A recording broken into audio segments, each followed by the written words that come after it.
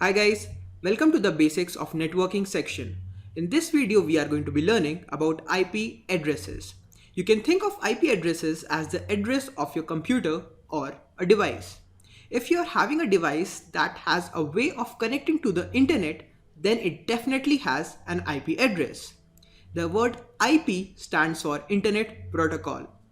Right now you must be living in an apartment or a house that has an address. Because your house has an address, people can send you mail or come to your house. Without the address, they would get lost because they won't know where to go. Similarly, when a computer has to communicate or send a message to another computer, it needs an address. And that address is known as the IP address. Now let's see what Google has to say about IP address. According to Google, it's just a unique string of numbers separated by full stops that identifies each computer using the Internet Protocol, that is the IP, to communicate over a network. Let's divide this sentence into three statements. The first statement says it's a unique string of numbers, which basically means that no two computers can have the same IP address. And it is a string of numbers, that is, it's just a bunch of numbers divided by full stops, which is said by the next statement, which says separated by full stops. Now the numbers between these full stops can range from 0 to 255. So for example, this 192, this 168, this 0 and 104, all of these four numbers can range from 0 to 255. And no two computers can have the same IP address because they all are unique. Then the third statement says that identifies each computer using the Internet Protocol to communicate over a network, which basically means that two computers can communicate with each other or send a message to each other using an IP address.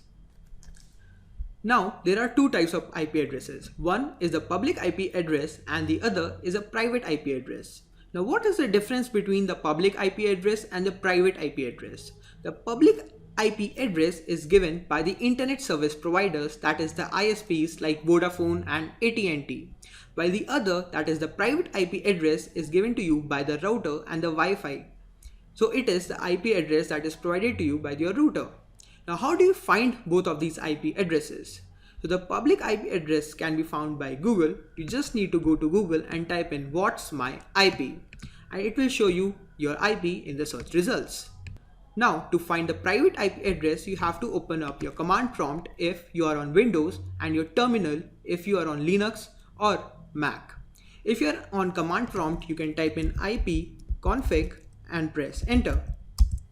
And you will be given the list of IP addresses. But if you are on Mac or Linux, you can type in ifconfig to find your IP addresses. So because I'm on Windows, I'm going to type in ipconfig and I'm just going to scroll up a little bit to my Wi-Fi. And as you can see, there is this section of wireless LAN adapter Wi-Fi, which I'm using currently to connect to the internet.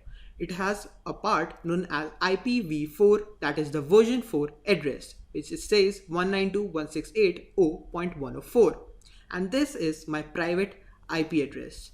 Now that you understand what is a public IP address and what is a private IP address, we can go further into IP addresses. So both of them has further subsections, and these subsections are known as static and dynamic IP addresses. So the difference between static and dynamic IP addresses, if you can't figure out from the name, is that static IP addresses are always constant. That is, they never change. But the dynamic IP addresses are always changing. If you don't believe me, you can restart your computer and then check out the IP address again. You'll find out that your IP address has changed because it's a dynamic IP address. Now, what are some of the examples of static and dynamic IP addresses? Static IP addresses are usually found in servers and websites. You must be wondering, hey, Atre, when we type in google.com, we are actually not typing an IP address, we are just typing in a name. But what happens behind the scenes is that when you type in google.com, it actually redirects you to an IP address and then it opens up a website. So to find an IP address of a website, you can just open up your command prompt and I'll just scroll down, press back, and I'll write a command known as ping. and then I'll type in, let's say I want to find the IP address of Google. So I'll just type in google.com and press enter. And as you can see, it says pinging google.com and then it says the IP address in front of it. Let's try it out again with Facebook. Let's type in ping facebook.com and press enter. And as you can see, it says pinging facebook.com with its IP address at the front. So every website has a static IP address. So if we go to, let's say we open our browser and instead of google.com, we type the IP address of google.com, the website still should open. So let's actually try that out. So this was the IP address of google.com, which is 216.58.58. And I think I've already copied it in the browser. 197.197.78. Yeah, that sounds right. And then I'm just going to press enter and this should open up google.com. So let's press enter and as you can see, the Google's website has opened. So instead of google.com, you can also type in the IP address. Let's also try it out with Facebook. The Facebook's IP address is 157.240.157. I've already typed that out. So I can just press enter and Facebook will open on my screen. So this is my profile. If you want to check me out, it's atre.bhat Facebook. So anyways, let's go back to our presentation. So websites have a static IP address. So if the IP address of Google right now you see is 216.58.197.78, it is going to remain the same. Unless obviously you shift from, let's say you are in USA right now and you shift to India or some other country, then you will be communicating with a different Facebook server, which is basically a computer. And so the IP address will change. But if you're in a same country, most probably your IP address of Google will remain the same. So this one was for websites. Now what are servers?